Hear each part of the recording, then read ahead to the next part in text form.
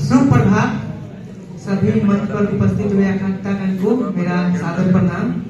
आप सभी को गणतंत्र दिवस की हार्दिक शुभकामनाएं। मेरा नाम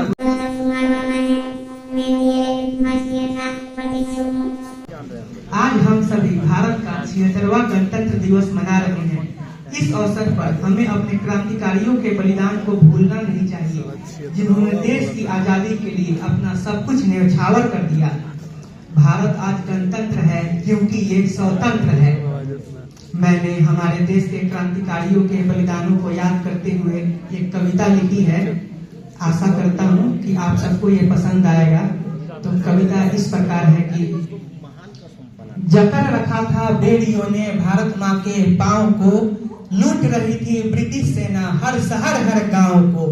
छलनी सीना लेके पुकारती माँ भारती, स्वाधीनता संग्राम के रथ का कौन बनेगा सारथी। संग्राम का बिगुल फूका फिर भारत माँ के शेरों ने, उम्मीद की रोशनी देखी बरसों से परे अंधेरों ने। देश के लिए पागल था वो और कुछ होश नहीं था, घर पर बैठ जुल्म देखता रहता ऐसा खुदीराम बोस नहीं था। धधकता ज्वाला सीने में उबलता उसका खून था, देश के लिए कुछ कर गुजरने का उसमें जुनून था। सबसे कम उम्र में शहीद का गौरव पाया था, बस 18 साल उम्र थी जब फांसी को गले लगाया था। काकोरी की घटना को जिसने दिया अंजाम था, नाम उनका बिस्मिल होसन अशफाक उल्ला खान था। लूट लिया था चलती ट्रेन को ऐसे दिलेर थे, मर मिटे देश की खातिर भारत माँ के शेर थे। देश की खातिर अपना घर परिवार भूल गए, भगत सिंह राजगुरु सुखदेव हंसते हंसते फांसी पर झूल गए। अंतिम क्षण में भी उनकी जुबां पर इनकलाब का नारा था, ये देश उन तीनों को अपने प्राणों से भी प्यारा था।